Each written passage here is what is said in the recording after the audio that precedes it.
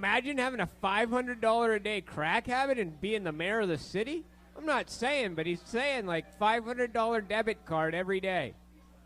How much is crack every day? I don't know how much the street price of crack is. No? Stay away from those types. Anybody know what the street price of crack is? Anyone? Isn't it like... Anyone? I'm in a weed place, I guess, yeah. Can we just go $10 a gram? Is it a rock 10? Is a rock a $10? Wait, what's the... maybe cocaine we can guess at. I think an 8-ball of coke... I don't know. Cocaine is a douchebag drug. Hey, there's Russel Barth. Russell, you have a good rant in you. Did you see it just a minute ago? The mayor and Hogan getting it rumbling? I did not see that. Hang on a second. I just got it. It was epic. Oh. Epic. See my speakers. Hang on. Here we go. All right, let's go into that. In three, 2. Oh, the mayor, yeah.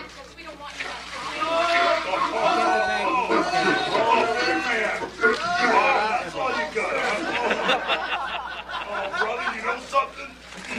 Not only am I going to rip this arm off, I'm going to take your job while I'm at it, brother. Mayor Hogan.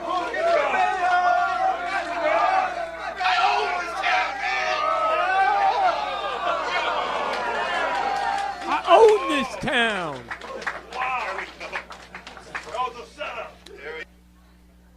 Wow. Okay, Russell.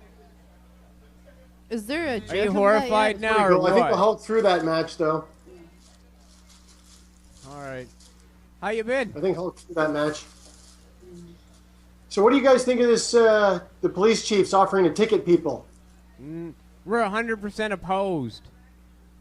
Yeah, me too. Did you see my letter in the Guelph Mercury? No, I missed it.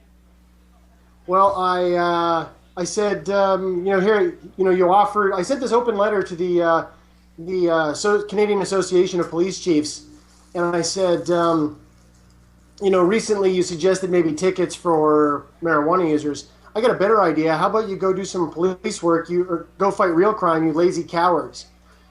And then I go on to say that marijuana people are better than other people because we're better looking and sexier and healthier and longer lived and more creative and this kind of stuff. And just, we, and then I said on behalf of every pot smoker in Canada, we decline your offer to lengthen our leash, and we demand freedom the same as coffee users, or, forget it. So we're not going to stop until we get it.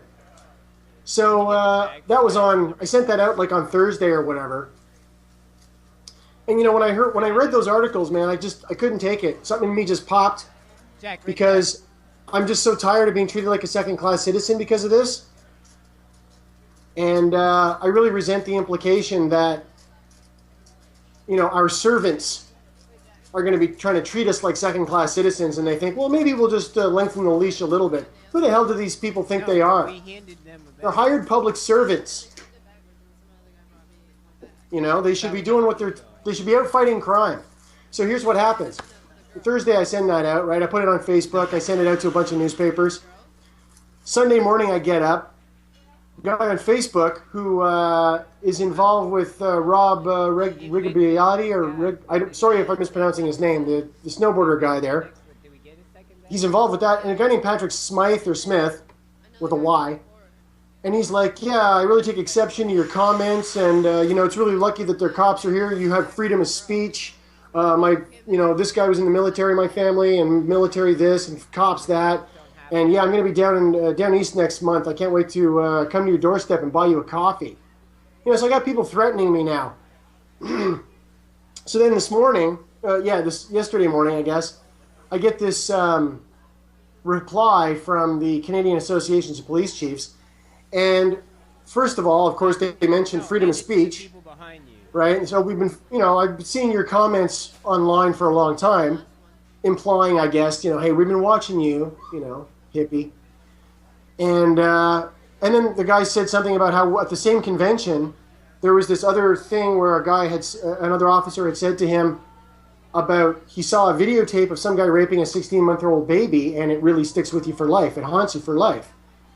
and which is terrible. And I'm glad that police are fighting that stuff and investigating that stuff. And I think it's terrible that, police are being traumatized by having to see this horrible footage and stuff and have to think about it and try and investigate it. But how do you make the leap from busting marijuana smokers to that? I don't understand that. I've never quite got that logic. And the whole freedom of speech thing, the only people who ever wag their finger about freedom of speech seem to be cops when you criticize them. And no one has explained to me exactly how police are protecting my freedom of speech. No one's tried to infringe on my freedom of speech yet. It's not like I've had to call the cops. Oh, thank God you guys got here. Dude comes in here and he's like holding my hands. I can't type and express myself on the internet. I'm so glad you guys arrived. That hasn't happened. When it happens, I'll thank them for it. But how are police protecting my freedom of speech? I don't get that. So they always like to wave that, oh boy, you better watch it, freedom of speech. Yeah, my freedom of speech to tell you what your friggin' job is. It shouldn't be going after pot users. It should be going to fight crimes. So I reply to this cop saying, listen, as long as a single woman is left unfound or a kid is suffering, there's no justification for busting pot people. Wow. So I've been talking to some local media. They might be doing a story about that too, because I'm fed up, The thing that really triggered it was Christine and I were sitting in this little park in the Byward Market, and these two officers came by on bicycles, and they smelled my joint, and one of them's like, I smell something, and I said, licensed, and he went, oh, okay, you have your permit and everything? I said, yeah. So I pulled my papers out, and they were very polite, very nice, Ottawa police are usually pretty nice when you talk to them. Even looking the way I do, they don't give me a lot of trouble. So I have never had a problem with an officer ever in my whole life. So anyway, they're like, hey, you mind if I ask what you have it for? I tell them fibromyalgia, PTSD. And, they're really polite. 2 weeks later, we're sitting in the same place around the same time. Two officers go through. They smell it. It sort of goes in a circle. I said, I got my papers. He went, oh, okay. And he didn't even stop. He just made a circle and kept going. So, okay, fine. I didn't get investigated. I didn't get hassled. But I still feel like a second-class citizen. Teenagers are walking around smoking tobacco. They're not supposed to be possessing that.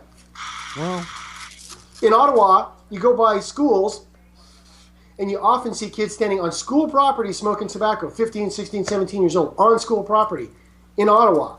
All right. So I went up to some officers 2 weekends ago, and I said, hey, if you see some teenagers smoking tobacco, what do you do? He says, nothing.